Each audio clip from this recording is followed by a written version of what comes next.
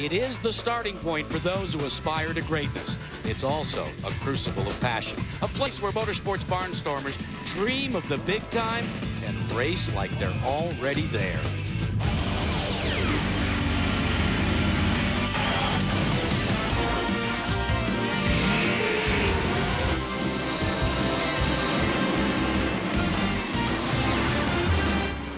ESPN Speed World continues its 50th anniversary celebration of NASCAR under the watchful shadow of beautiful Mount Hood in Portland, Oregon, as we bring you the action of NASCAR's Rebestos Breaks Northwest Series. Hello, everyone. I'm Jack Arute. One of the reasons for NASCAR's incredible success so far is the fact that dotted across the country are a series of little short tracks where local racers compete week in and week out. If they do well there, they may be able to jump up to one of NASCAR's several regional tours. Do well there, and you might get a shot at the big time, be it in trucks, Busch Grand Nationals, or the ultimate prize, NASCAR's Winston Cup division. Now, the Rebestos Northwest Tour is coming to Portland's road course for only the 4th time, and it's the only road course event that they will compete on in 1998. And we've brought along one of our own road racing experts, the Trans Am champion from last year. You've run in Winston Cup cars on road courses before. You're going to do it again this year. Tommy Kendall, you're the professor. You're going to teach 37 oval students today how to get around a road course. What would be the important lesson? I'm not sure I like the idea of being old enough to be a professor, but if you say so, we'll go from there. The toughest thing for these guys who've only been maybe on 4 road coasters in their life, some for the first time, is to learn to race the racetrack, not the other competitors. You might have a crowd of guys around you, but the only way you're going to do the best that that car can do is by racing the track. And what that means is not carrying too much speed into the corners. These guys have worked to get good at oval racing, which means just the opposite of that. So they're going to have to unlearn those habits to do well on the road course. Well, I think some of these oval aces may have got a sneak peek at your curriculum because so far in qualifying they've done very well. In fact, there's one driver, Gary Gerald, that would like to add a road course victory to his ever-growing list of wins on oval tracks. Would he ever? His name is Gary Lewis in the number 73 Chevrolet right down here, starting in the 2nd row. And Gary has won 4 times this year out of 6 events, but all on oval tracks. Now you come to the big challenge here at Portland International Raceway on the road circuit. How confident do you feel coming into this one, Gary? I'm real confident here coming into the road course. We unloaded a good right off the hauler there, made a few changes to kind of fine-tune the chassis. Real confident here, boy. This the winner's choice prepared victory circle chassis has been superb all year long. So we're real focused here going into this race. The fact that you've struggled here the past couple of times around, the last couple of years, 25th, 27th place finishes, does that bother you at all? Oh, yeah, it sure bothers you. You know, we've always ran good up front and everything last couple of years, running 3rd last year when we broke. This year, we tore the whole car down to all the way down, just cleaned her all up just perfect, and spent a lot of time preparing for this race. So we're real confident that we're going to be there at the end this time. It's a great opportunity. Gary Lewis is just one of 37 men who want to capitalize on the chance that's at hand, Jack. 28-year-old Gary Lewis starts his 6th year on the tour. He sits atop the point standings. Trailing him, Wilbur Bruce, Pete Harding, Damon Lusk, Tom Sweatman, and Jerry Fink. The Rebestos Breaks Northwest Series points, very hot, very heavy, and we'll be back to take a look at the starting lineup as we look at the Pacific Northwest best in NASCAR. Most of these children are about to be put in a dangerous position. It's estimated that 4 out of 5 kids are buckled up in the car incorrectly. Crashes kill more than 1,000 children every year who are completely unbuckled. Make sure children 12 years and younger are secured snugly and properly in the back. For more on how to keep them safe, read this book. It's free from Shell. Count on Shell. You heard about the High Endurance Deodorant Challenge from Old Spice? It's great at stopping odor. But what if you got to stop sweat?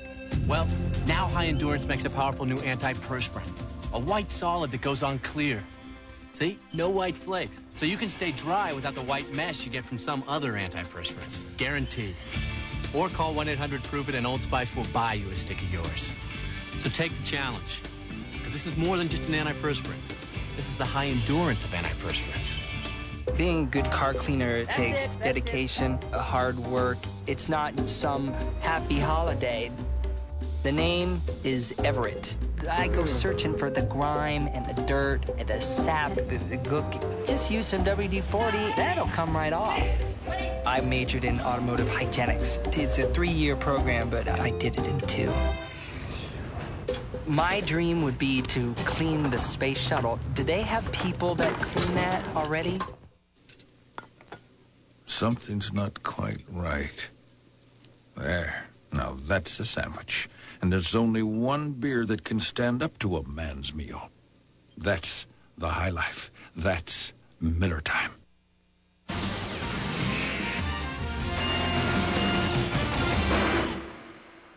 Well, the command to start engines has already taken place. The field has rumbled off the front straightaway pit area, and they're now making their way around the racetrack. So it's time for us to take a look at the starting grid for today's race. On the pole, Jim Englebright of Fairfield, California, 3 second places on road courses. Outside of him, the Southwest Series champion of 1997, Brian Germoni. He made a lot of news up here in the last Portland race 1 year ago. Tom Hubert is the defending race champion. He now calls Trinity, North Carolina home as he works on a truck. Gary Lewis, we already spoke to him, 4 wins in the first 6 races. Row 3 and 4 find some interesting drivers. Most importantly is Steve Petty, 1991's Trans Am Rookie of the Year, and this will be his first NASCAR start. Look back in row number 5. Number 70 is Herschel Mcgriff of Bridal Veil, Oregon. The 70, it matches his age, 70 years young. In row number 7, outside of that row, Dane Pedersesi. First series start, but he'll be good here. He owned and operated his own driving school for 12 years. Doug Mccown starting on the inside of row 10, the winner of the last race at Altamont, and he's a firefighter by trade. Then there's Bill Lawrence starting outside of row 12. He started his career in super modifieds. He's had 5 years in the series. Over half of his finishes have been in the top 10. Starting on the outside of row 13 with 35 career victories, he's prepared 3 cars, 1 for himself. Ron Eaton, a 3-time series champion. And outside of row 16 is Tom Sweatman, nicknamed the Sweat Hog. He was the Series 93 Rookie of the Year.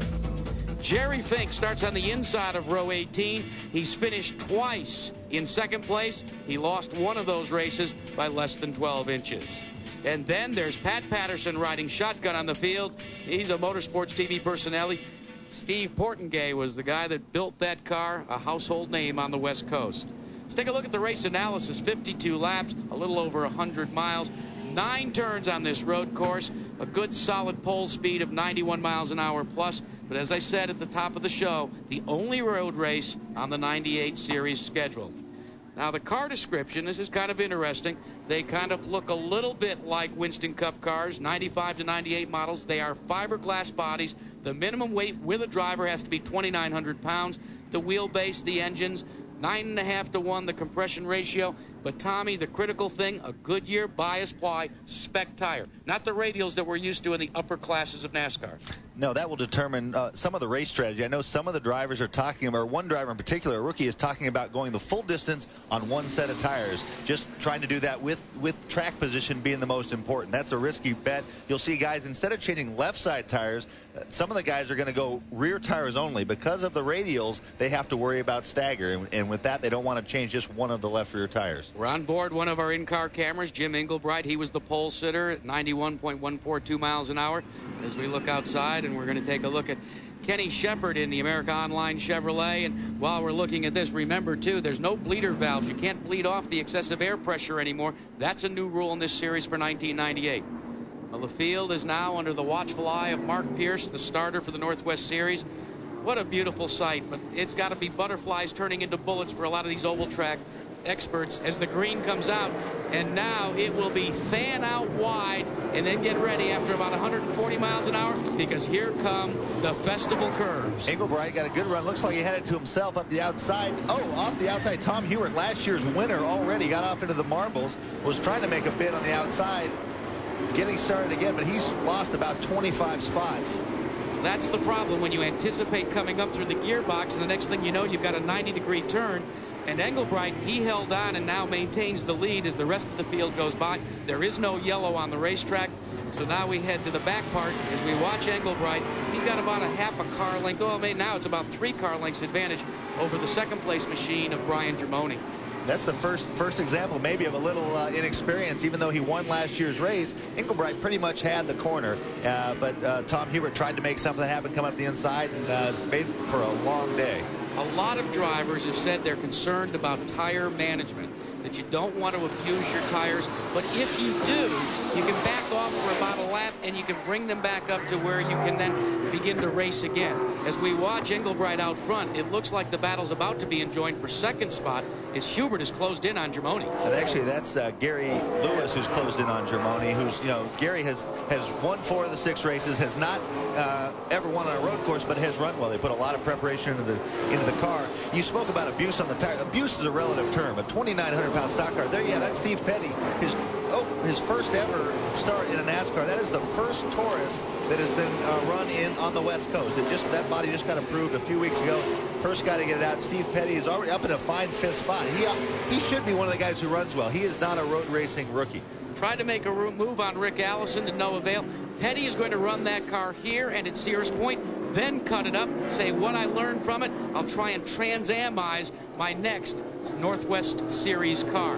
But what a great run for Englebright so far. I mean, we talked about the fact that he's finished second before, but right now he looks in his rearview mirror and Germoni is right there, followed by Lewis, then Petty, and now we've got Newport, and then Pete Harding. So the field is settled down now, working down the backstretch.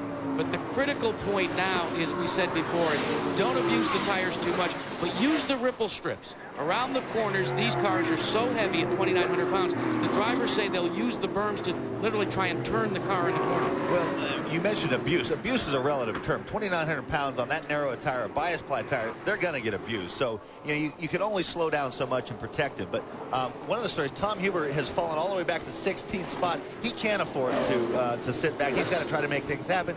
Jim, on the other hand, can try to just kind of settle in. And again, I spoke about it in the open.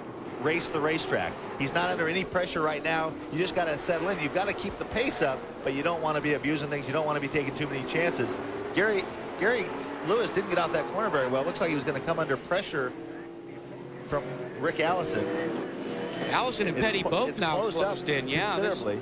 And this is where, again, using the term, Mr. Professor, where do you make your move on the road course? Well, the key places here are this corner coming onto the back straight. This is a very difficult corner because the road falls out from underneath you there. They're running a really tight line. You mentioned the curbs. You can use those depending on your car, how your car is handling. Germoni looks to be closing in here. If your car is pushing, if you put your left front tire up on that, it jacks a bunch of weight diagonally into the right rear, and the car will turn. If you're already loose, it'll just make the problem worse. Drivers say that you race the racetrack and not others. That seems to be the case right now with your leader, Jim Englebright. Brian Germoni is second, Lewis, Allison, Petty, and Harding round out the top 6. There's great news for you four-wheel drive buyers at Carson City Toyota. We've got the all-new 1998 Toyota V8 Land Cruiser. More room, more power, more luxurious. Or a 1998 Toyota four-door four-wheel drive 4Runner. It will take you anywhere you want to go. And everyone is raving about the 1998 four-door four-wheel drive RAV4. Fun to drive and sporty, too. We've got 3 of the best sport utility vehicles at Carson City Toyota, Northern Nevada's #1 dealer in customer satisfaction. Only 29 miles south of Reno. At CTV, we use only the most advanced technology to produce your ad quickly, effectively, and affordably. It's this technological edge that we feel makes your ad stand out in this increasingly complex age of media advertising. CTV, where technology makes the difference.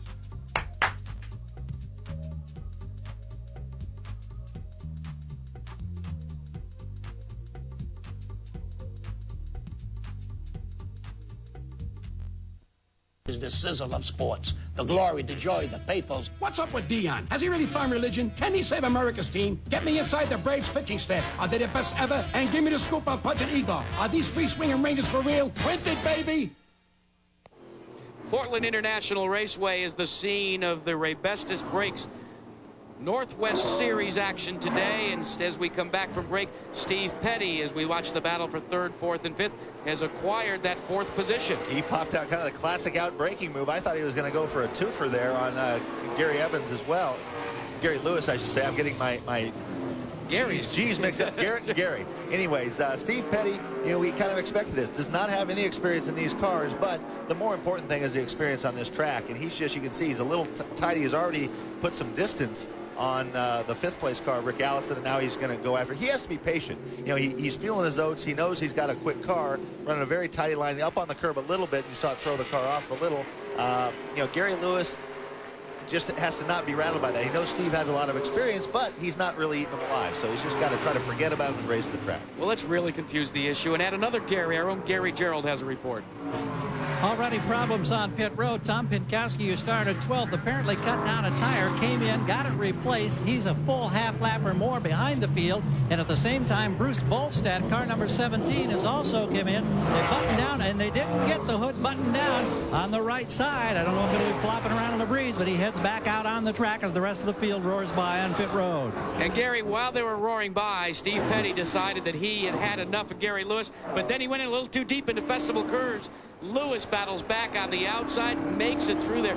That was some good road racing action. Well, that's exactly what you would. Oh, we have a car in the kitty litter here. That looks like Aaron Newport, I think, and that's gonna bring out a caution because he's stuck there, and that car's not going anywhere. Once you get in the kitty litter there, you need to wait for the pooper scooper, so to speak, to pull you out. But that was kind of a classic thing. The roles were reversed. There, Gary Lewis, who got really motored by down the straightaway. Then Steve Petty went in too deep, and he just kind of crisscrossed back underneath him. And so, but that Torres showed some serious muscle down the straightaway. That was not an outbreaking. The full course caution has come out. These guys have not taken the yellow yet, so they will race back to the yellow flag. But Petty really showed some muscle. That was not an outbreaking. He just pulled out, drove by, pulled back in, and then missed his brake spot. Well, the first full course yellow of the day is now being displayed at the start-finish line on lap 5. So now all the drivers will back out of the throttle and go under the watchful eye of the caution car and the yellow flags all the way around the racetrack. And, you're talking about Petty. I spoke to him before, and he said one of the toughest things for him to acquire was the understanding of how these cars reacted. He said, and I couldn't believe this, he said, it felt to me like a Formula 2000 car, that you had to baby the car. And I said, I'm very surprised because that's such a light car compared to 2,900 pounds. He said, yes, but it's all about the tires. As we watch that beautiful red Ford Taurus, he says, tires is the whole story in this series, and I still have to learn how to manage them. There's a wave. I don't know if that was for us, but he's waving the car. Here's a replay of the pass back. He's already driven by Gary on the straightaway, and now he overshoots his brake zone, and Gary Lewis just makes it easy. Drives like he's not there, sticks to his line, and next thing you know, he's by him. But a nice recovery. We might mention down here on pit road, that yellow flag certainly fortuitous for Pinkowski because he had lost more than a half lap. Now he has the advantage, at least, of getting back up with the pack, even though he'll be at the back. But that yellow came just the right time for Tom Pinkowski. Another person this will help out is Tom Hubert, who fell back to 16th. He's up to 15th now, but that big gap all the way to the leader will now be compressed. Track position is not much better, but he'll have all those guys right in the sights. And if he is as quick as his qualifying shows, he should be able to make some spots. And that's the thing. When you fall back like that, you just need to be patient because this race has historically had a lot of cautions. And so you just need to pick off 3, 4 without taking too much out of your car. Don't make any mistakes. Don't get it into anyone. And then wait for the caution to bunch it back up. And caution is what we are under right now. The first one of the afternoon. And we watch the field coming around the road course at Portland International Raceway with Englebright, Brian Dramoni, Lewis, Petty, and Allison rounding out the top 5. Don't go away. We'll be back with more.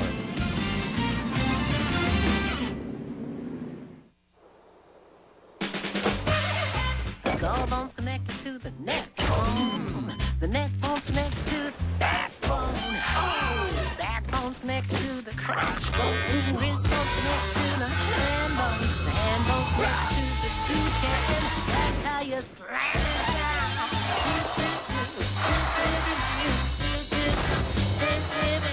The hand bone's connected to the toucan. And that's how you slam it down.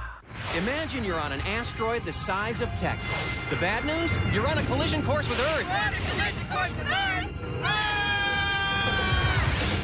The good news? You got some McDonald's fries. Now when you supersize America's favorite fries, you could win one of 1 million tickets to the mega hit movie Armageddon. They've got front row tickets to the end of the world. So do we! Who treats you to summer's hottest ticket? Did somebody say McDonald's?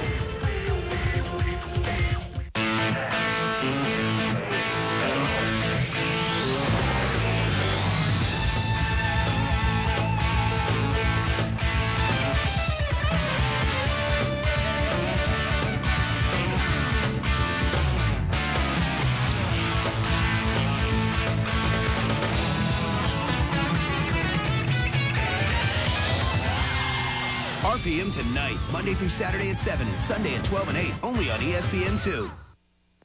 Still under caution at Portland International Raceway.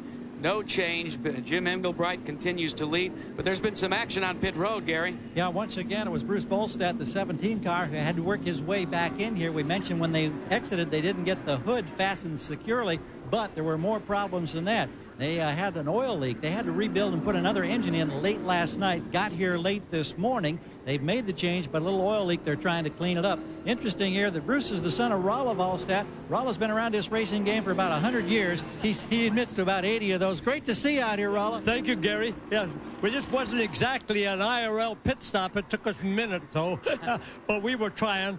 As you said, we put an engine in last night and I had to build another engine. Probably Bruce's problem is that old Dad builds the engines. Well, we're about to find out. They're going to go green. Good to see you. Thank you. Jack?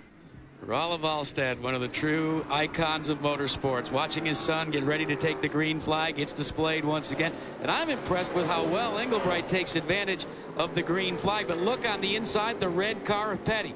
Petty and Lewis beginning to put a challenge on Portengate. Three wide, Allison on the outside. Do we have another Petty-Allison battle brewing here? Classic. No, and Herschel Mcgriff, look at that. 70-year-old Herschel took advantage of that little scrap, made up a couple spots. That is Pete Harding in the 39 car. But look at Herschel and Petty as well. Petty up into fourth. And Mcgriff right behind him. Herschel Mcgriff said to me that this is only his second start of the season. He only ran 2 races last year. And he said, I really enjoy the road races, but the most important thing, he kind of said just like you, patience is the most important issue. He said, as I've gotten older, I've learned it even more. He said, in the beginning of the race, I just kind of ride around. It's near the end of the race that I start to have fun. Now get this, they're actually, Herschel is talking about getting ready to try to make a full series assault next year on the Winston West. I asked him if he was trying to keep his rookie status by only running a few races. There was no truth to that. But there, honestly, is going to try to, for his 71st year, run a full season of Winston West. He's going to run 4 Winston West races this year for his son-in-law, Tex Powell, out of North Carolina. And they're going to be using Hendrick motors. They hope that they'll be able, oh, one car. Wow. Wow, that was close. Just got off in the dirt, did a little agricultural racing, finishing up the story about Herschel Mcgriff. He hopes to use the Hendrick motors to get a sponsor to campaign in 1999 at 71 years of age. Well, I would think just the age alone, that's enough of a story. Truly phenomenal. I had the pleasure of driving with Paul Newman at Daytona when he was 70. And these two guys, when I'm 70, I'll be lucky if I can just even get around, get up in the morning. These guys are out there racing, quite competitively, obviously. When you're 70, we'll have to probably get a cart to move you around. But nevertheless, Herschel Mcgriff started in the Mexican road race in 1950. That's where he met some of the NASCAR stars, including the late Bill France Sr. They convinced Herschel to take the same car he ran the Mexican road race in and tow it back, to drive it back, actually, to Darlington, South Carolina. And now as we go back to the front, it is tightened up, Tommy. All of a sudden, Englebright feels the hot breath of Brian Germoni. Germoni has closed it within 2 car lengths as we look out the back of the America Online Chevrolet. Now watch these guys. Look how much curb they use. That actually isn't as much as I would expect. The Indy cars get all the way up on that curb, but they stay away from the red and white ones on the inside. This is one of the most important corners on the track.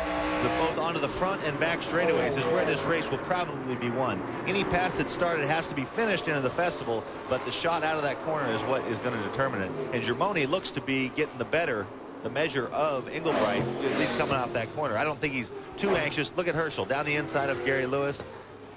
Quite easily. And that pass was being made as you decelerate from 160 miles an hour to make the turn in the festival curves. So Herschel Mcgriff using the Jericho transmissions like a lot of people do. Actually, his Tex Powell transmission built specifically for road racing. No clutch necessary, no heel toe. He says it makes it a lot easier to run road courses with that. It's funny. I mean, the Winston Cup cars, those are standard equipment. But before those days, there was only a few guys. And, that's right. And the way the story goes, the Jericho transmission made Rusty Wallace a road racer. We all know he's a hell of a road racer now. He's won a handful, but that eliminated the need for heel towing and really matching the revs. Look at Gary Lewis, who's come back up. He might have a brake problem because he's really quick. That's the 40 car. That was Rick Sirhan coming off the racetrack and back out. Herschel started in the 10th position. He's now moved up to 5th as we watch Sirhan get back out onto the racetrack. And let's take a look at the 19's gone hoodless, topless here. As Tom Pinkowski that made the stops. Right, he just came in, guys. Apparently got into the rear of somebody, crumpled and dented the hood. They came in and quickly ripped it off and sent him right back out before he lost a lap. That is not going to do him any good, really. I mean, the speeds aren't too high like a super speedway. He's also got some damage on the left rear as well. What that's going to do to the car is, you know, these cars use the hood surface and the underpan to generate some downforce. Well, not a lot. Just the balance front to rear is probably going to be off in the higher speed stuff, and he's going to, you know, be fighting a push. Herschel Mcgriff now back up to 4th position. There you can see the flapping on these fiberglass bodies. We call them plastic bodies euphemistically. But, Gary, Gerald, we understand you've got more information on Pinkowski's hood? Well, actually, we just got the hood here along the pit wall. They ripped it off, came to the wall, and just kind of threw it back over here. You can see the bottom side of the fiberglass. Everything appears to be intact and in pretty good shape. One little scuff mark right up here on the corner, and apparently it just pushed it back off the pins. Rather than try to repair it, they just ripped it off, threw it behind the wall, and said, go get him, big fella. Pinkowski's back out there. Let's update you as well on Tom Hubert. Remember, Hubert spun early on in the race and dropped way back.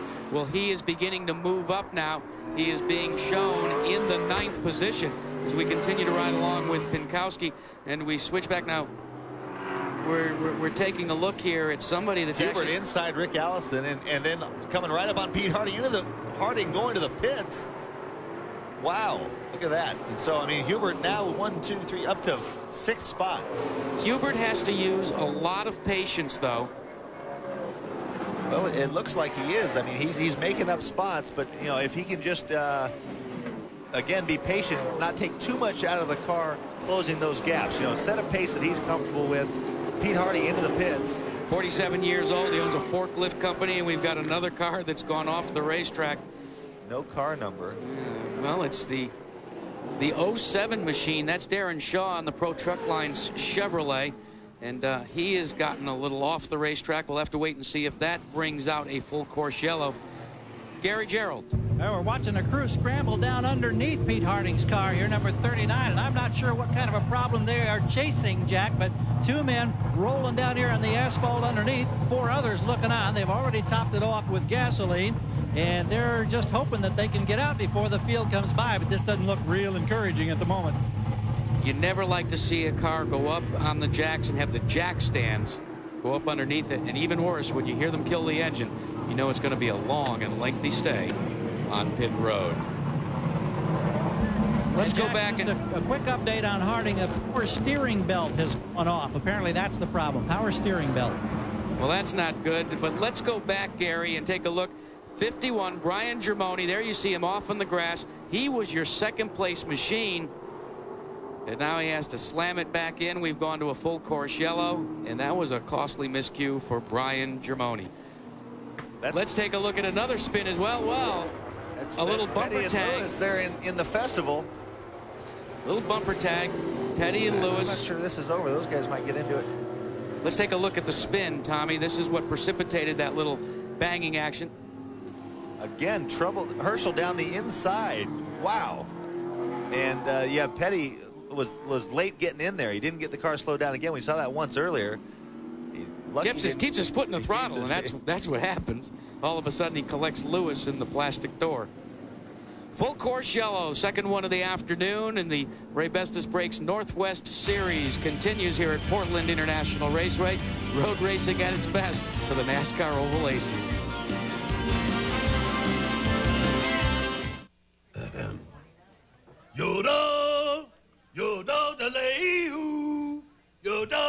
At Plank Road, we don't do everything well. Fortunately, beer is something we do well. Ice House, thanks and enjoy.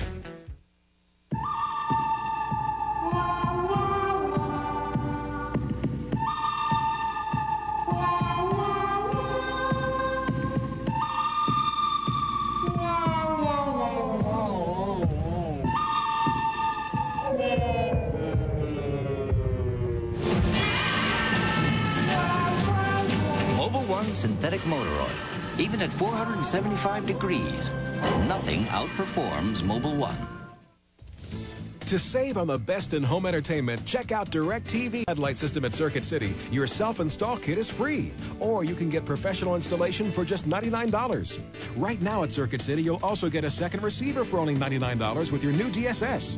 And with DirecTV Select Choice Package, you'll enjoy over 40 channels for just $19.99 a month. So what are you looking at? You can see more with DirecTV and Circuit City.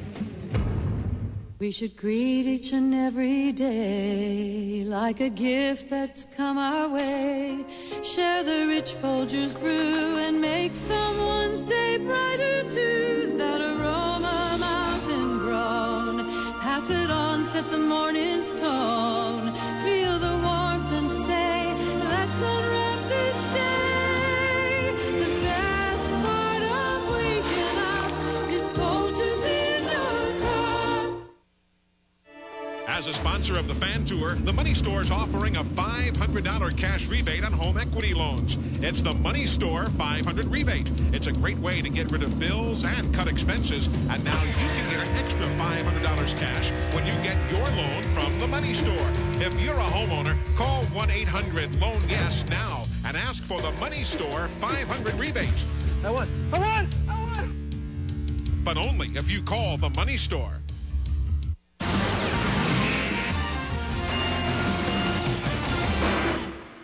Welcome back to Portland International Raceway. The scene is beautiful Mount Hood. Snow still on the rooftop. The tow truck is now taking Martin Rossler away, and here's why we are under yellow once again. Watch for the yellow car, Rossler, as he comes to the outside. There you go. This is the wow. That reminds me of the ride that. Oh, that's the top of fourth gear, and he just got another car turned him hard left. That reminds me of the incident between Danny Sullivan and Mike Landretti a few years ago, and he was a little slow getting out of the car. I think he looked to be okay, but it was that was a pretty big hit. And there's another car that's gone up on the hook, Damon Lusk, and he's with Gary Gerald. Yeah, Damon Lusk, they're working down here. A lot of front end damage. Damon, what happened?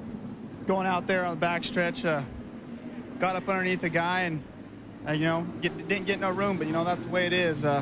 Unfortunately for the sponsor, Ivy Highlife, they've done a great job getting this car done and doing a great job with us, but it's tough luck, but we'll be back out there running good in the points, but that's all right. We'll be back. All right. Thank you, Damon. Let's quickly update also, Jack, the situation relating to Steve Petty. His crew was really unhappy. They said that Herschel Mcgriff got into him. They wanted Herschel Mcgriff sent to the back of the pack as they bargained with officials. Well, as it turned out, Herschel went to the back anyhow because he came in and made a pit stop during the caution and then went back out and rejoined the field. Now, the question I have is, do you think maybe Herschel took advantage of the yellow for the caution, saying, now at least I can let Petty calm down a little bit?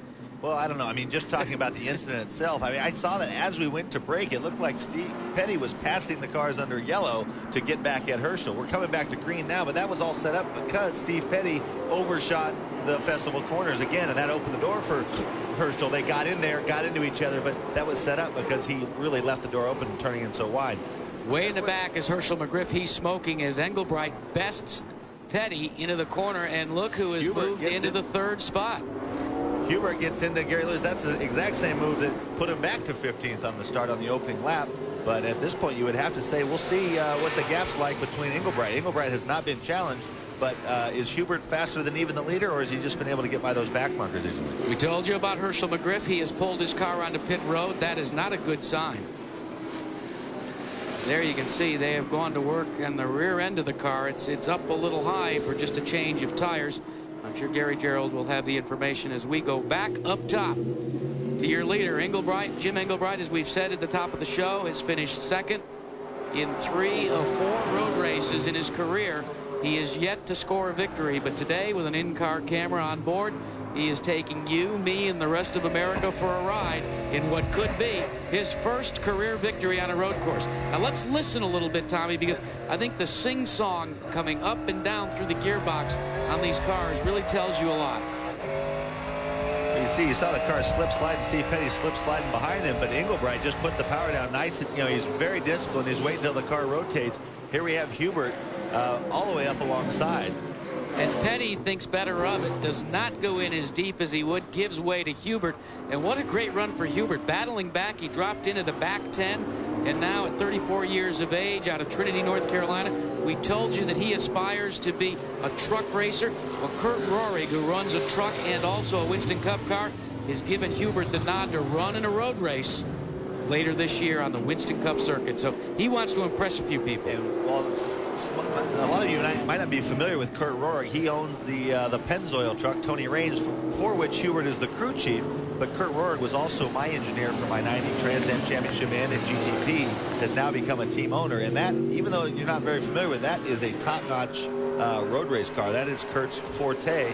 And Hubert is showing he can get himself around a road course. Kurt Rory is a guy that gave a truck ride to a fellow out of Connecticut by the name of Steve Park. You saw what it did for him. Park got hired by Dale and Teresa Earnhardt, was Rookie of the Year in Busch Grand Nationals, and now he's going to be making his return shortly to Winston Cup driving the Pennzoil car. So when we talk about the hierarchy, if you impress the right people, you can move up the ladder. Gary Gerald. Well, let's check in. Herschel Mcgriff sits in the cockpit. They work underneath the car. What's the problem, Herschel? Well, I connected with another car down at the chicane, and he had his line and I had mine, and we met in the middle, and we kind of smacked sides, and it bent the rear end. Any hope of getting back out, or is this just kind of academic at this point? I don't think so. It's pretty much out of line and over to one side. You're an ageless wonder. We enjoy watching you. How much longer are we going to get a chance to see Herschel Mcgriff driving one of these things? Well, we're going to, run Winston West, some races the rest of this year, hoping to find a sponsor that'll get us a full program next year. Looking forward to it. Thank you. You bet. I know one sponsor that maybe he could use. What's it, that Viagra stuff? Maybe. No, I'm not sure. Let's go on board America Online. The Shepard machine. Kenny Shepard has been circulating around this 9-turn road course, and you can see the yellow lips that we're talking about as far as the corners. Tommy, the drivers do like to get up onto those to try and turn the cars. Yeah, a little bit. We talked about that earlier. This corner, you don't want to. The road really, you don't get a good view from the in-car camera. The road falls away from you. That's where Germoni got caught out, and I think that's probably what caught him. But you really just need to be patient there. You run over that one because the car is almost straight. This one at the end of the back straightaway on the left, is that car in the... I thought that car was in the grass. Here's the one, though, where the drivers say they all the way up on top of... There you go. They'll kiss this one here to carry some speed. This next one, they might just nudge, but depending on how the car is handling. And we're watching Ron Eaton, who is directly in front of Shepard, and we go back up front to the Germoni-Petty battle. As Germoni is there directly in front of Petty. Germoni in the multicolored red and yellow car. Now, why is this battle the way it is? Because Englebright has pulled onto pit road. You're on board as they go to work on Jim Englebright's car. They're only allowed to change 2 tires during caution, but you can change all 4 during a green flag condition. That's precisely what Englebright's team intends to do. In fact, they're finishing it up right now. What this is a bet on a caution because they're changing 4. They're going to lose a lot of distance, but nobody else has stopped. Everyone's going to have to stop for fuel. As long as they don't get lapped, he'll get out. He'll have 4 tires that are, younger in age than everybody else's 4 average. They might get 2 under yellow, but now if they get a yellow, all that track position distance goes away, and chances are the track position as well, because all these guys will duck in for fuel. So your new leader becomes Tom Hubert in the blue and orange nosed car. Brian Germoni in the red, yellow, and blue car remains in the 2nd spot, and that moves Steve Petty back into 3rd. Gary Lewis, and we'll be back very shortly. At CTV, we use only the most advanced technology to produce your ad quickly, effectively, and affordably. It's this technological edge that we feel makes your ad stand out in this increasingly complex age of media advertising. CTV, where technology makes the difference.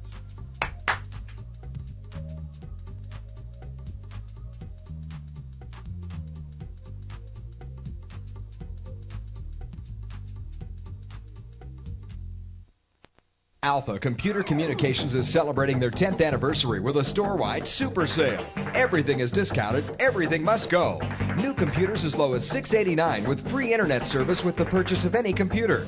Prices have been slashed on software, printers, scanners, digital cameras, and 56K Flex modems. It's their 10th anniversary sale at Alpha Computer Communications. And now they've got the best internet package available with AbleWeb Internet Services. See what they've got for you at Alpha Computer Communications.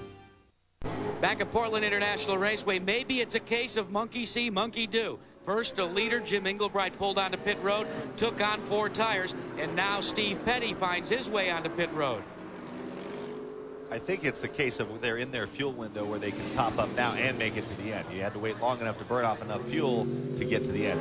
Now you see he's doing the same thing, 4-tire change, banking on being able to get it done without losing a lap and there being a later yellow. Gary Gerald. And Jack Clear at the opposite end of the pits. We just heard from Herschel Mcgriff. He was driving a car for Ron Eaton. Eaton with 3 cars, and a second of the Eaton cars having problems. Dane Pederesi, you mentioned earlier, for 12 years ran a driving school here at Portland International Raceway. They've lost the rear end, it appears, and so they've got crewmen working underneath the backside of the number 77 car. This is a long, costly stop. Don't know if he'll have any chance to get back out. Let's go back up front to the leaders, and there you see we were talking about the orange nose on the Monte Carlo for your leader, Tom Hubert, and directly behind him, Brian Germoni. Remember 1 year ago, Tom, Germoni was quite the show here. He was running up front all day, and then all of a sudden something broke on the car, and nobody bothered to tell him. He just kept going off-road every corner and had a ball.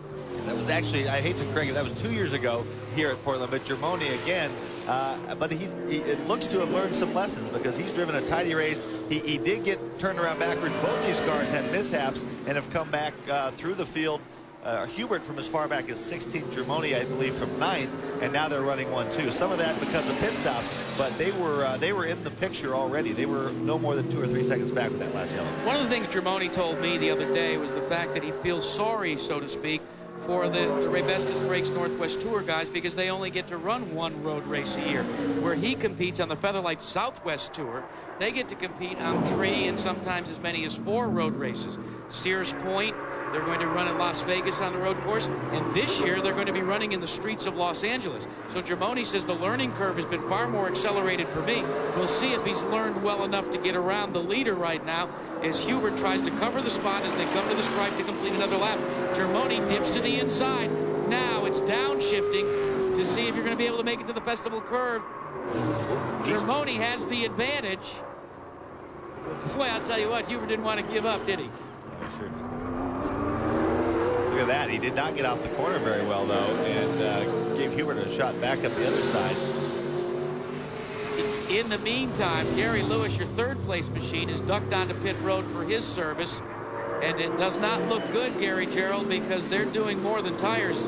They're taking the hood down, or actually lifting the hood up, and they're going to work there. So we'll check with Gary later as to what they determine the problem is there, because we want to go back to the battle up front. Brian Germoni running as the bridesmaid from the start of the race, just waiting for his moment, has now struck and dropped Tom Hubert back into 2nd spot. And it was great use of the festival corner and just literally going in and kind of just outmaneuvering to get the advantage on the inside. Well, it's pretty classic. I think Germoni needs to give a nod to the engine guy because yeah. Hubert looks to be, he was clearly by him, but then Hubert almost came back up the outside and has been over him and all over him until he got to the back straight again.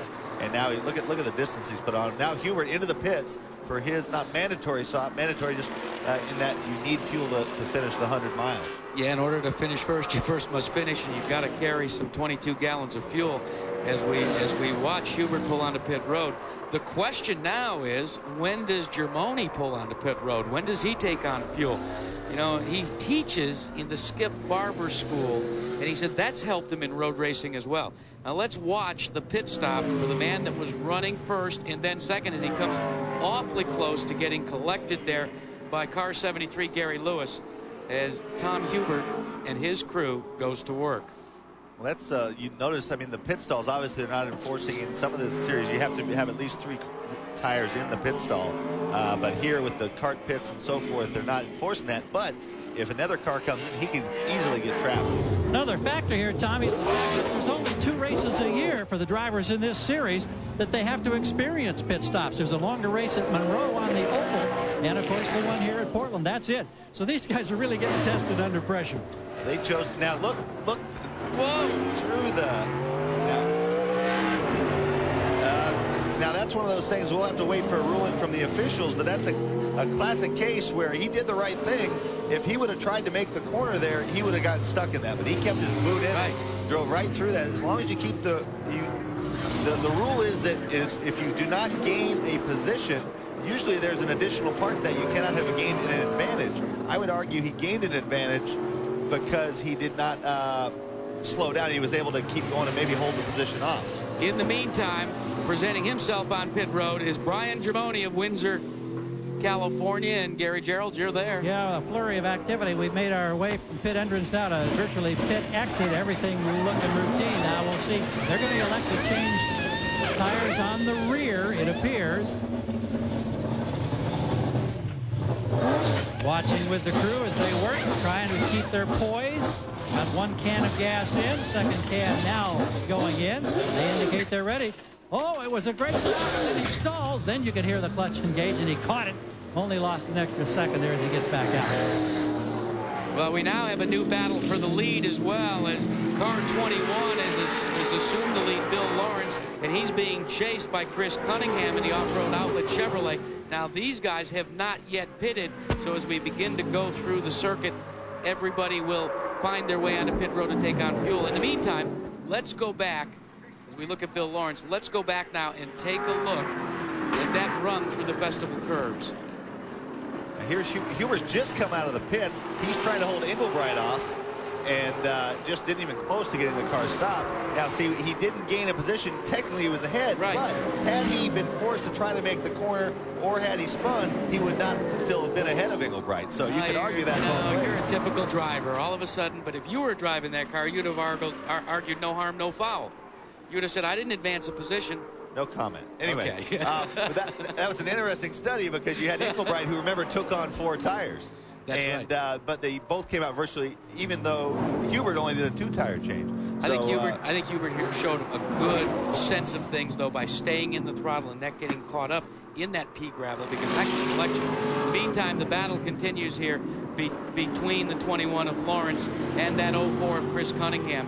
Cunningham, a salesman for Longacre Racing Products, and he is really, really trying to at least move up into first position before he has to pull onto pit road. The top 12 looks good. Germone, after that altercation, back in. This is no ordinary leather jacket. Because when you put it on, you're not just saying you're a NASCAR fan. You're saying you care about kids.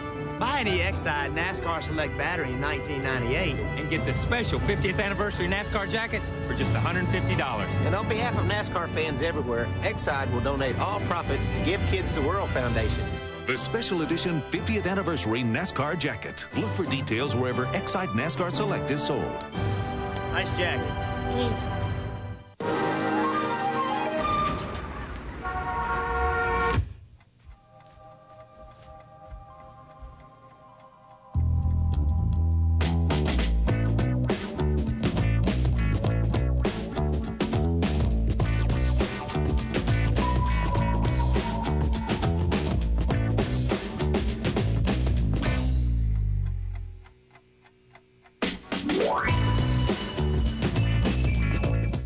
Home Depot is very serious about paint. We want to be your paint store. We have drop cloths and sponges and brushes and This is a paint store. We have a paint store within the Home Depot.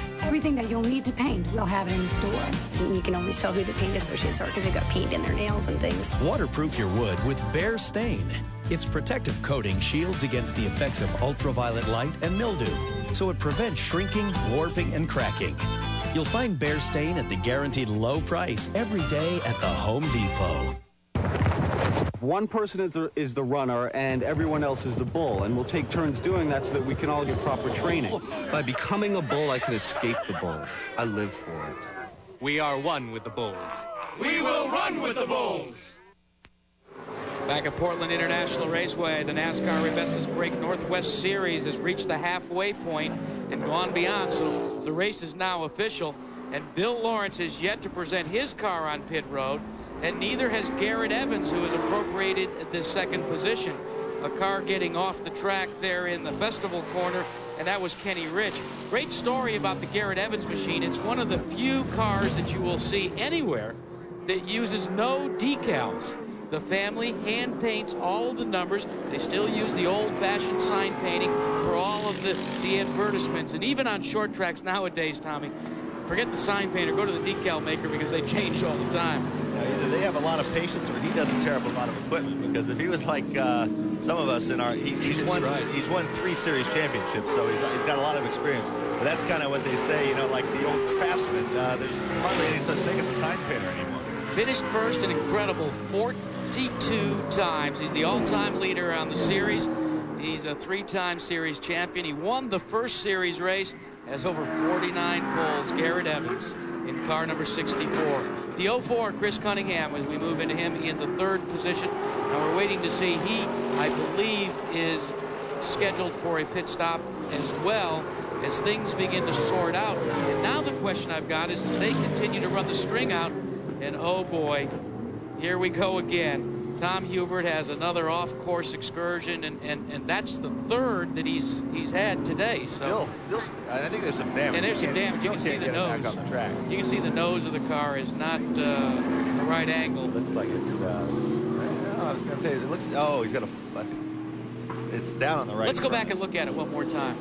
Evans, the 3rd car on your screen. He's got a flat right front. Yeah, that's what happened. He has a flat and it just wouldn't turn.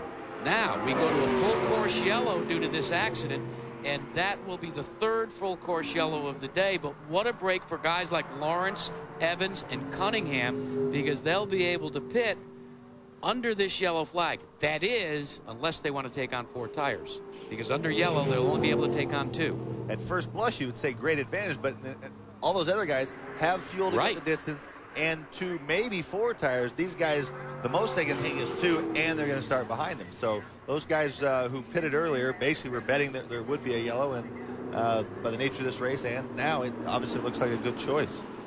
Guys, we know that the 04 car, Chris Cunningham, is expected next time by. They are ready for him in the pits. The one guy this does help is Tom Hubert with that flat tire. Now, he's going to have a lot of cars to come by. The rule is if you have a flat, that does not count as your 2 tires. So he theoretically could put 3 new tires on right now and go back out. And Hubert goes by us where we're positioned on pit road. That right front is clearly down, and looked like everything else was in pretty good shape. You know, as you said, Gary, these guys are not used to making pit stops, so they also have to show a certain modicum and a certain amount of poise, especially when you bring a wounded car onto pit road, because you know, Tommy, a lot of times the crew, especially if they're semi-professional or volunteers, they can get all excited and make big-time mistakes. Yeah, and in Hubert's case, he actually went a lap down because he had already made his stop. He lost that bit of track position, then those off-course excursions. Just about the time he stopped in pit road, the leaders were coming by, and so he is a lap down. So whether it's 3 tires or not, his chance for a win is pretty much shot. So I think it's safe to say that we will not have a repeat winner at the Portland International Raceway for the Rebestos Brakes Northwest Series, because Tom Hubert won it last year. And let's go back and take a look at the point standings, because this race plays a critical role as Hubert waits at the end of pit road for the signal to pull back out onto the racetrack after he completed his work. Now, Lewis has a sizable advantage, but remember, this is fairly early into the series over Wilbur Bruce. Harding, Lusk is already out of the race. Sweatman, they call him Sweat Hog, and he's doing very well. And then Fink, and all of them mired back there in 800 or so. But how about Garrett Evans now with a good run, and so far he's doing a nice job. Back in 7th, he could gain some positions today, as could Hart and Longley. But I think the guy right now that's in the driver's seat, so to speak, would be Garrett Evans in 7th spot. He could gain some points today. Yeah, no question. And Gary Lewis is really in pretty good shape. He's won 4 out of 6. It remains to be seen how things will shake out, but he's been at or near the front the whole time. And, Garrett Evans has not stopped yet. We expect him to duck in as soon as they open the pits up. Yeah, Tommy, you're right. They're waiting for him right now. Garrett Evans' crew is ready. Cunningham's crew also is ready. So we're just waiting for the field to get here. So we're waiting for the lead cars to pull onto pit road. Chris Cunningham out of Bellevue, Washington. We told you he was a salesman for Longacre Racing Products at 28 years of age. And he is 5th on the tour. Best finish? Well, he has 2 victories in 56 races. He was the 1994 Rookie of the Year. Cunningham in that white car, the 04, and the car you're looking at now is the 88 of Wilbur Bruce. He's being posted out of the top 10 right now, so he's one of the what we would refer to as race traffic, a lapped car. But now the leaders are pulling down onto pit road, and this will complete the sequence because these are all the drivers that have yet to get their service, and they will do it under yellow. Yeah, and you look at it, and all I believe the first car in line that has stopped is Germoni. And we'll see this when this reshuffles, but I believe Germoni and Gary Lewis are going to be kind of in the catbird seats when we get going again here. Well, there are tons of race cars taking advantage of this as we watch Cunningham's crew go to work.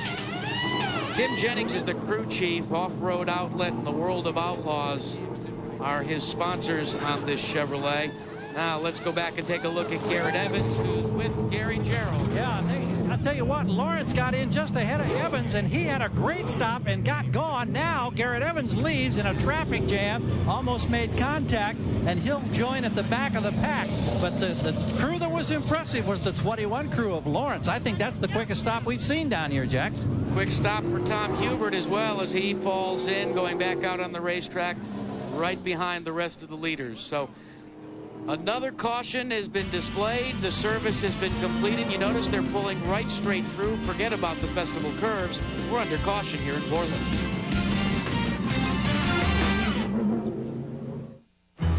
Just stay still. Don't move. Okay, now, does it hurt when I do this? No! A possible torn meniscus.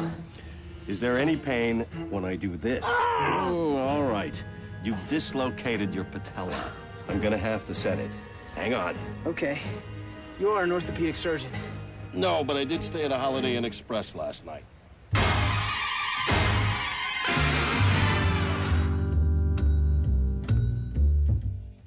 The year was 1923. The automobile was changing America, and Purolator invents the oil filter, coining the phrase, pure oil now, pure oil later. Purolator. And the rest is history. After all, we invented the business. Hi, I'm Ken Schrader, and I'm Mike Wallace. We'd like to congratulate Purolator on 75 years in business and your involvement in racing. You've been there for the sport, and you've been there for the customer. So happy anniversary, Purolator, and congratulations on 75 years of being the leader.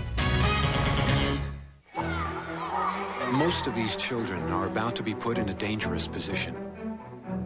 It's estimated that 4 out of 5 kids are buckled up in the car incorrectly. Crashes kill more than 1,000 children every year who are completely unbuckled. Make sure children 12 years and younger are secured snugly and properly in the back. For more on how to keep them safe, read this book. It's free from Shell. Count on Shell. Welcome back to Portland International Raceway, where NASCAR's Rebestos Break Northwest Series is holding court this afternoon, but they've had a little bit of trouble keeping some of the cars bridled in onto the asphalt. First it was Steve Petty doing a couple of 360s. Then the next thing we see is Martin Rossler having a real close run. Tom Hubert and Kenny Rich also getting some runoffs. And then Pinkowski does the loop-de-loop. And lo and behold, Tom Hubert comes by and does a little more agricultural racing. So it's been a little wild, it's been a little wicked, but Pinkowski is now standing by with our own Gary Gerald. Gary? Tom, this hasn't been the best of days for you. What ended up being the major problem? Well, first thing I had, we cut down a tire on the start and came in and got that taken care of. Went back out, and then we got into the rear of somebody in the back of the field. Had to come in and take the hood off, and then still didn't go down a lap, and we were okay. And so we thought, well, we'll get back out there, get the hood off, and started picking at him, and just kept chewing away at it. And we got clear out, I think, back up to about 11th or 10th, and everything was looking real good. And then all of a sudden, we ripped the lower control arm out of the car. So that pretty much ended our efforts for the day. Well, as he said, he climbed out of the car. 2 frames, 2 years of Portland. This place has not been kind. Thank you, Tom. Oh, thank you. Well, we are about ready to go back to green, and we have a new leader, car number 84, that black painted with a white hood. Number 84 is Doug Mccown of California, 35 years of age. Now, we understand he is yet to pit. Directly behind him should be the next car in the quay as far as running order would be Tom Eaton. Forget that pass by the 49. That is not for the lead position. Tony Schmidt also already down several laps. And a lot of guys are getting off the track, including Lewis in the blue and purple car. Now that was a battle for a spot, but Germoni is who we are showing presently right behind Ron Eaton. Englebright would be shown in the 3rd position. And believe it or not, Pat Patterson has acquired the 4th spot because he is yet to pit. Yeah, you see him on the outside there, back to the back on the outside with Gary Lewis. But here we have Englebright trying to get by some of these guys, either lapped cars or cars that have not yet pitted. That orange car is Tony Schmidt, number 49. Now, he is a car that is a lap down. So Jim Englebright is beginning to climb back up through the ladder and see if he can move himself into the top 5 positions. Right now, he's being posted in the 6th spot. Now, you look at Brian Germoni. Germoni in the red car, number 51, working down the backstretch. And it looks as if he has got his car under working order after a couple of off-track excursions. And there goes Schmidt. Schmidt is off the track, right into the area where the cars are pitted. That's the pit exit area for the Northwest Series paddock area. So Schmidt won't have too far to go to load it up on the trailer. That happens a lot. We've got another caution flying because of this incident. Actually, multiple incidents. We have the 87 car sitting sideways. That's Kevin Quinsnell. Kevin Quinsnell, and there you go, just everybody. Well, no, that's actually being collected again, and then that was Shane Bliss who got collected along with Schmidt when Schmidt tried to go back out on the racetrack. I mean, that's not altogether uncommon when you have someone who is mixed up amongst the leaders for one reason or another because they're lapped or whatever on a restart. Now, let's go back and reset the leaders for you. We're still showing Ron Eaton right there, the red car, working through the lefts and the rights here. That Chevrolet number 7 is being posted as your leader. In 2nd spot, with several lapped cars between he and Eaton, would be Jim Englebright. So Englebright has moved back to 2nd, and oh my gosh, is Englebright going to have to run another 2nd in a road race?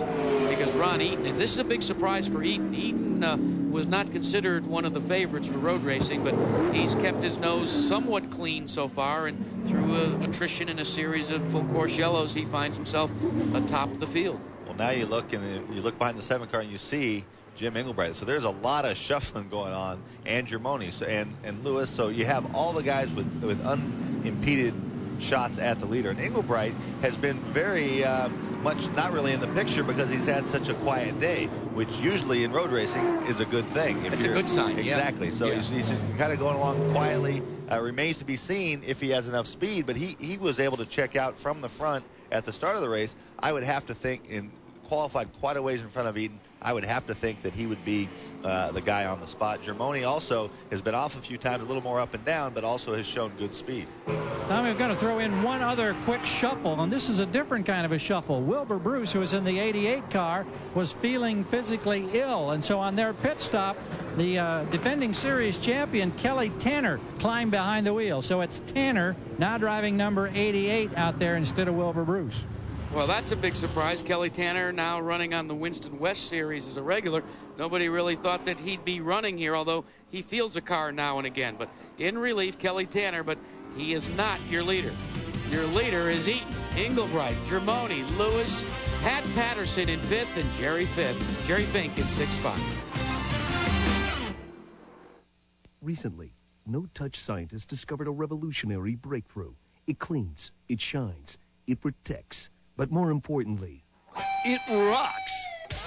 Deep Purple Wheel Care. Powerful purple foam that turns blue to beat dirt and grime, kicks butt on brake dust, and leaves behind nothing but shine. With a protective barrier that rocks on, bro! Deep Purple Wheel Care from No Touch. It's purple, it's blue, it's real cool. Also try No Touch Tire and Glass Care.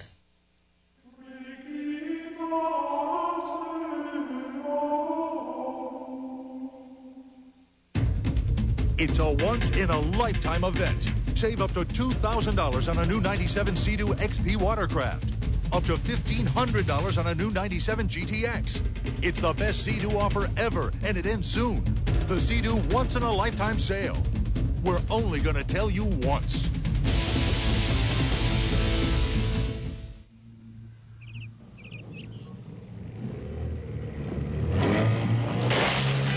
At Plank Road, we don't do everything well. Fortunately, beer is something we do well.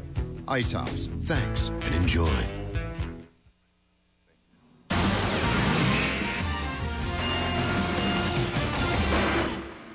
Welcome back to NASCAR action at Portland International Raceway with Ron Eaton, Englebright, Ryan Germone, Pat Patterson. Give a call to the former TV announcer who has taken up his passion of racing and now shows in the 4th spot.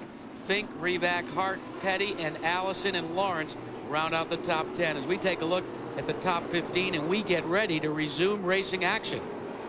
There are 14 laps to go in this event, and the red car is about to be challenged by the red, yellow, and blue car and a yellow car on the inside.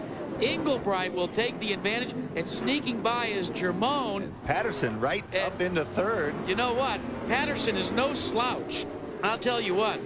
Many people kind of scoffed at the fact that he was going to run in the Tour. You can see the yellow stripe on his bumper, but he's not backing off. He feels the excitement of running in the top 5 as Lewis does get by him and drop him down a notch, and Rudy Revac does likewise. But a good run for Pat Patterson as we go back on board with Jim Englebright, and he is posted in the 2nd position.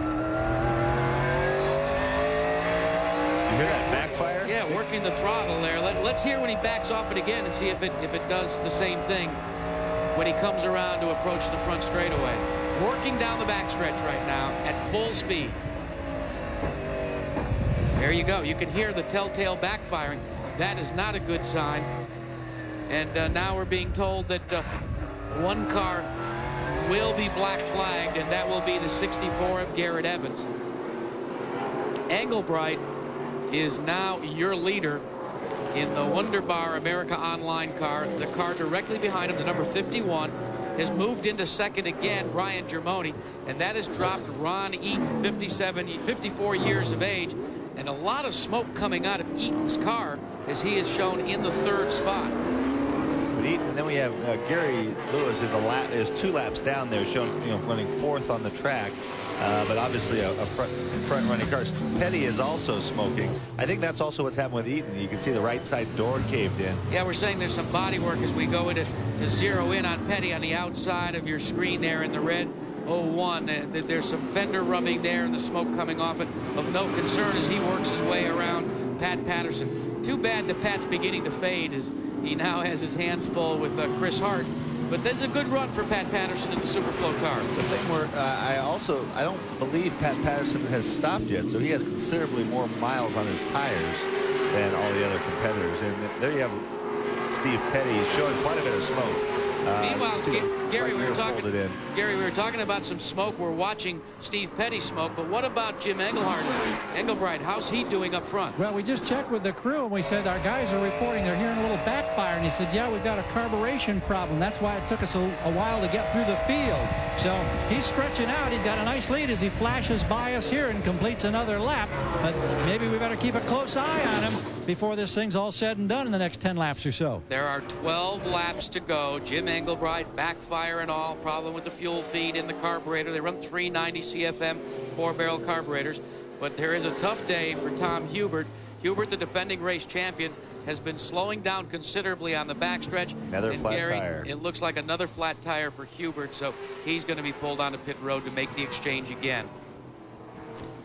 Tough break for Hubert. In the meantime, great run for this car, the yellow car of Jim Englebright. 3 second places, we told you. And one thing that Jim said is difficult about Portland is the flat terrain. He said, you know, unless you're a real dyed-in-the-wool road racer, it's tough to pick up the proper apex. He says they kind of sneak up on you, and you've got to react very quickly. And he told me before the race, conservation with a capital C was going to be the key to victory. Gary? Well, you mentioned it's been a tough day for Hubert. Once again, the 35 car is in. Once again, it's the right front that's the problem. Got 3 men trying to pull body work. They're just trying to rip it away, but they're not having any success. So the danger is they put a fresh Goodyear on there. It may get cut down almost immediately unless they can get that body work out of there. As good as that body work is so that it doesn't break and crack all over when you rub fenders, it makes it difficult when you're trying to pull it off. And there you can see he almost stalled the car. Tough day for Tom Hubert. He'll drop at least a lap down. In the meantime, we've had another spin. Rick Saran off the track out of turn number 9, but we'll go back to the leaders now. And Jim Englebright continuing to have a fine ride. You know, not a problem for Englebright so far. In fact, he's beginning to pull away, and there are but 10 laps to go in this race. So the NASCAR Ravestis Brakes Northwest Series in their only road race stop of 98, and it's Englebright out front. Channel 2 News is coverage you can count on. Giving you complete coverage of your local news. We have several reporters at the scene. Bringing you breaking news live and staying on the air as long as it takes. We will keep track of this story for you. Tracking storms and always putting your safety first. Plan to take a lot of time if you're trying to get over there. Complete coverage of local news. That's Channel 2 News. And that's coverage you can count on.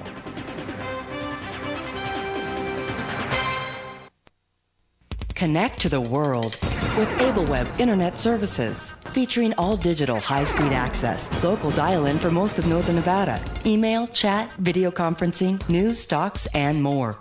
AbleWeb offers personal accounts for as low as $10.95 a month and commercial accounts from $30 a month, plus online tech support, design services, and more. Northern Nevada's premier internet provider, AbleWeb Internet Services.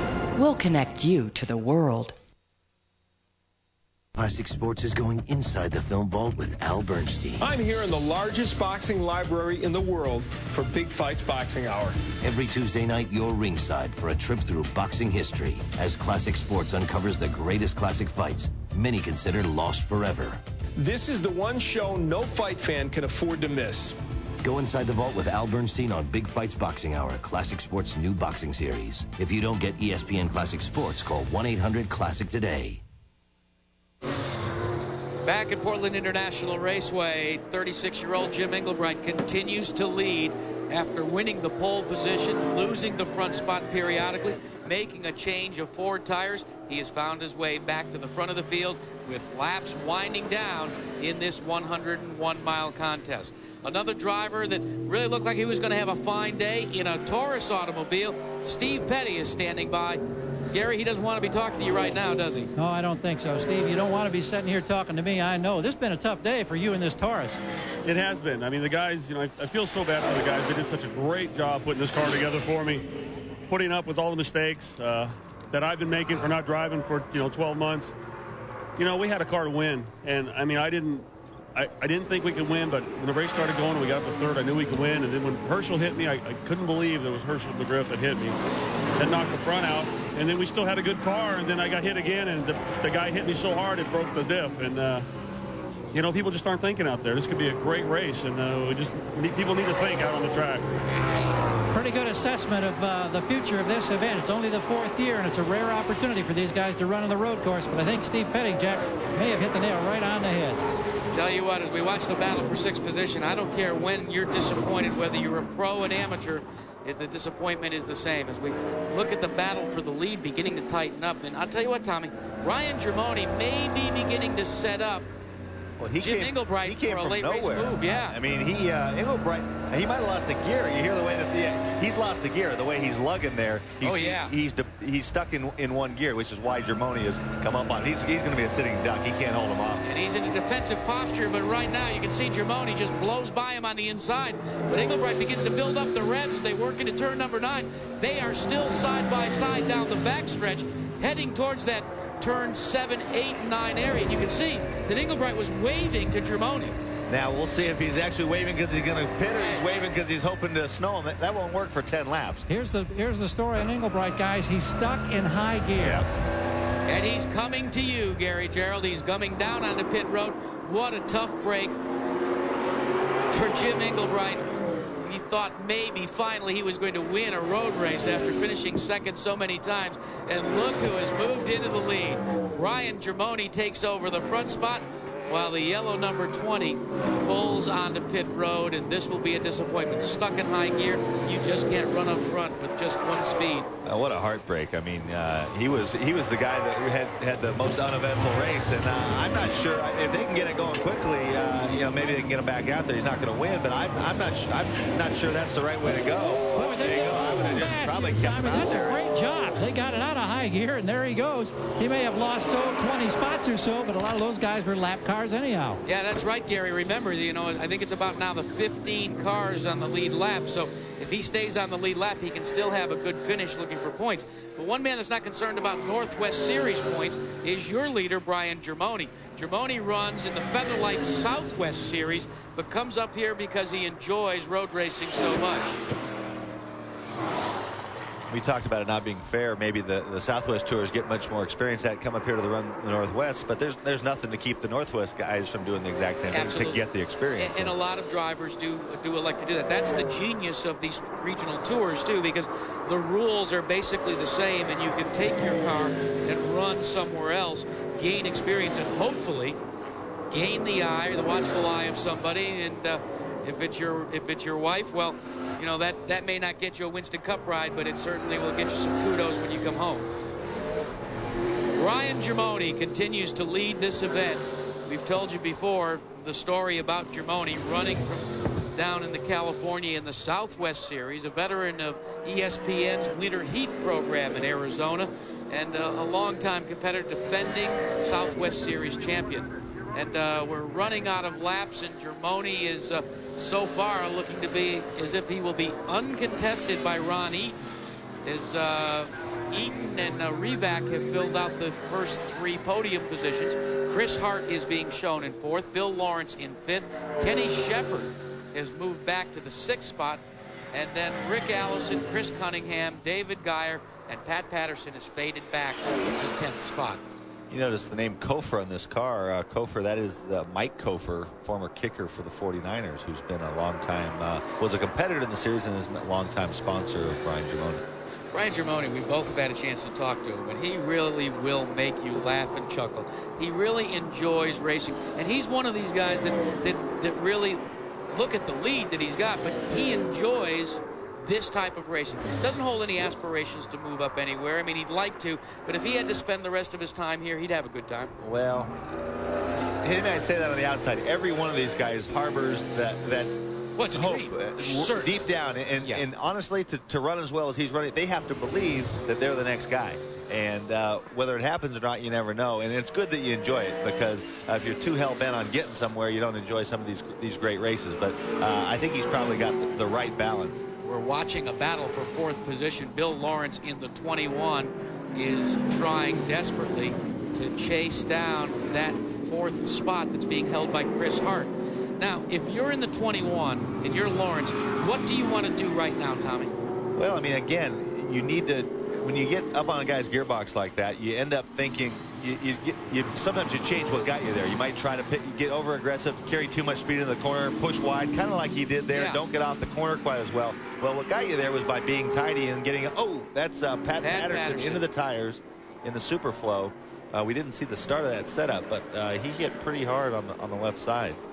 Tough day for Pat Patterson. Had moved up as high as the 4th position and actually battled for 3rd for a while, and they're showing now the signal to go get Pat Patterson as the full course yellow has been displayed. And Tommy, let's go back and take a look at this now. Watch for Patterson. There he is, off in the grass, really not scrubbing off a lot of speed either. Wow. And did you see how he moved the concrete barrier? Tires and all, he moved that barrier by about a good 6 inches. So we'll be back to update you on the condition of Pat Patterson, also the condition of Brian Germoni as he tries to chase down a victory here at Portland International Raceway. Imagine you're on an asteroid the size of Texas. The bad news? You're on a collision course with Earth. We're on a collision course with Earth.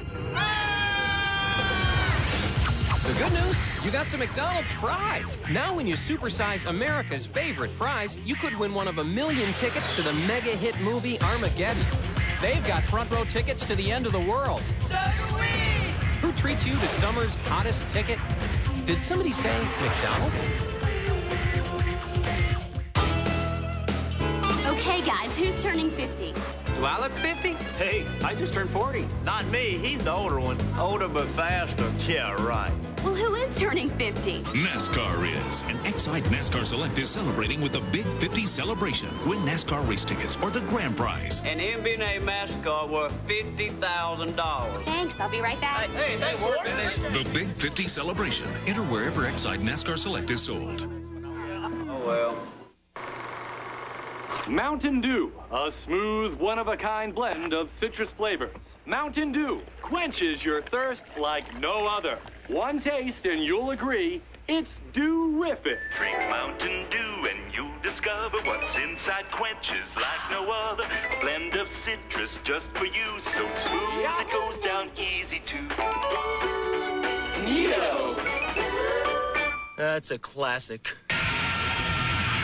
This magazine captures the sizzle of sports, the glory, the joy, the pathos. What's up with Dion? Has he really found religion? Can he save America's team? Get me inside the Braves pitching staff. Are they the best ever? And give me the scoop on Pudge and Igor. Are these free-swinging Rangers for real? Printed, baby!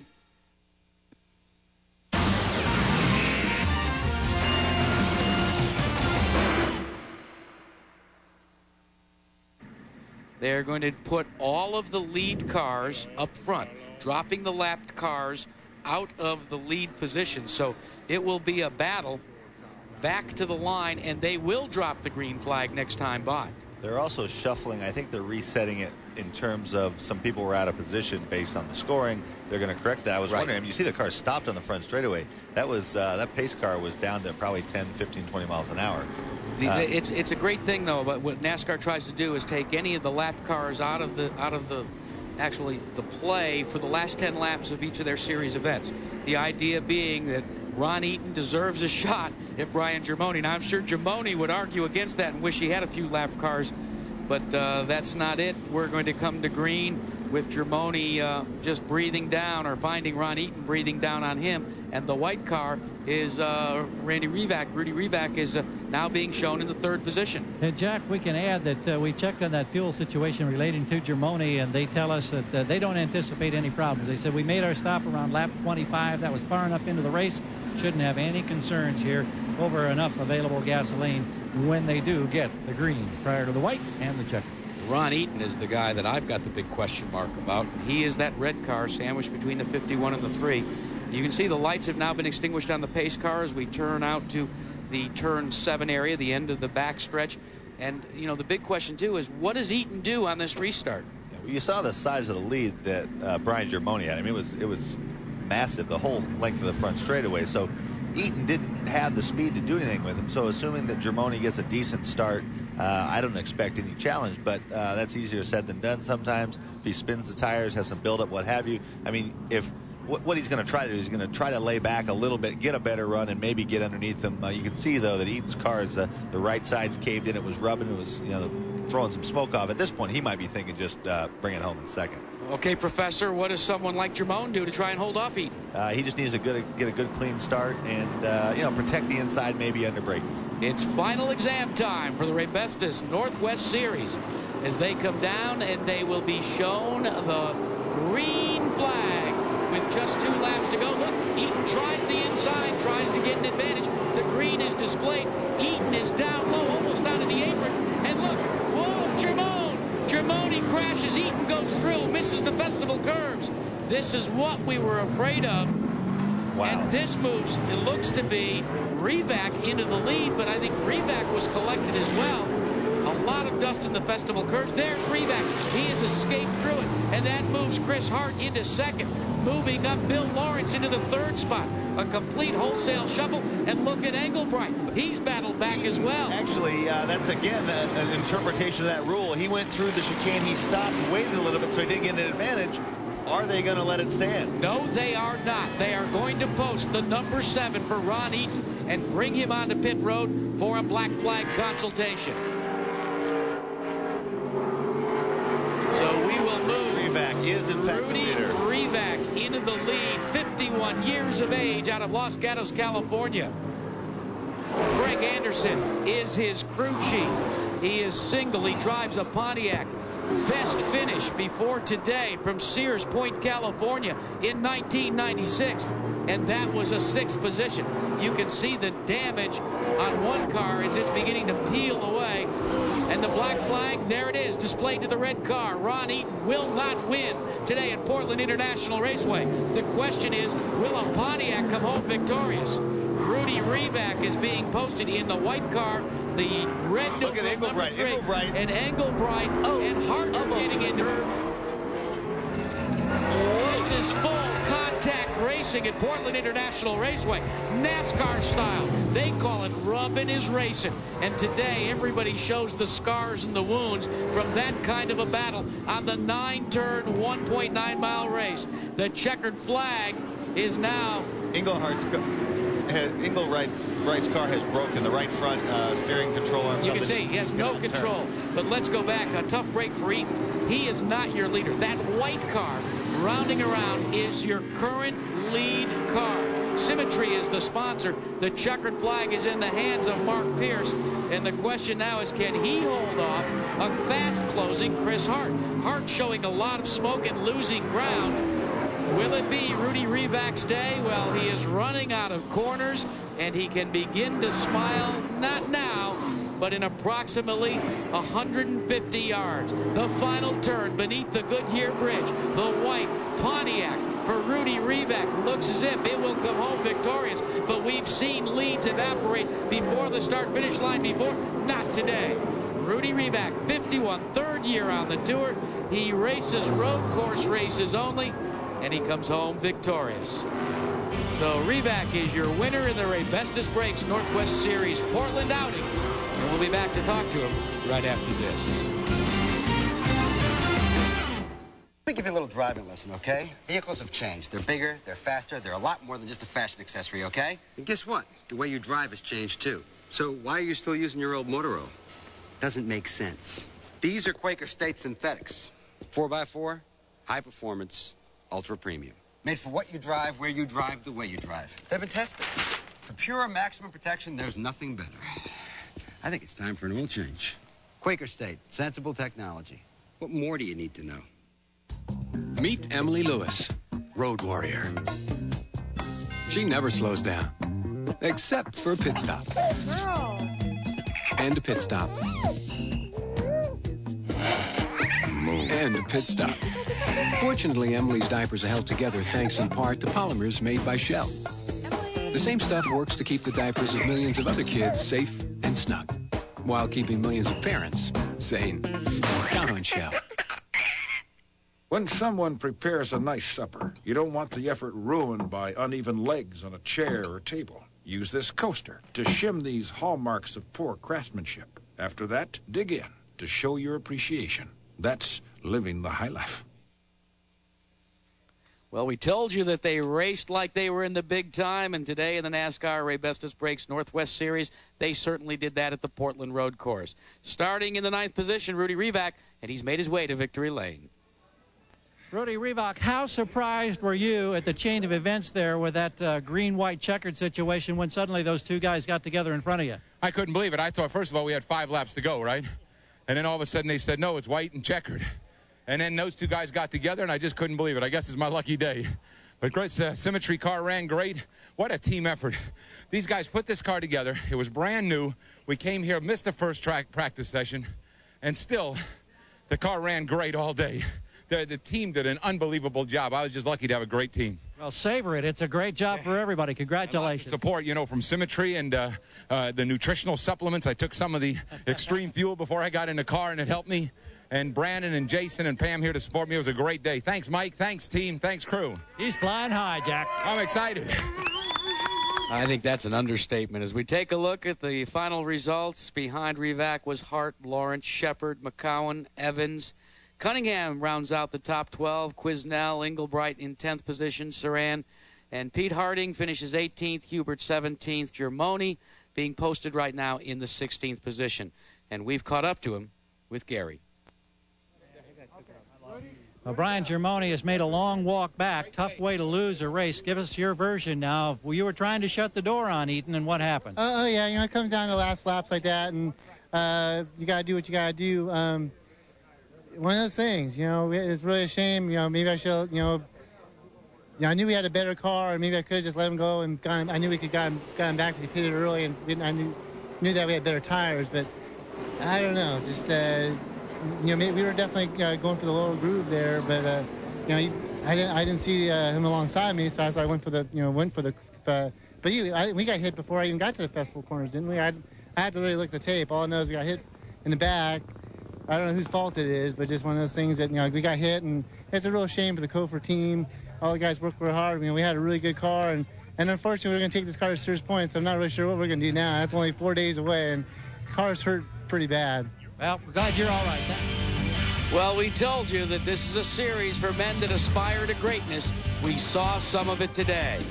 My thanks to Tommy Kendall, the professor, Gary Gerald. Great job on pit road. I'm Jack Harut, reminding you that this has been a presentation of ESPN, the worldwide leader in sports. So long, everyone.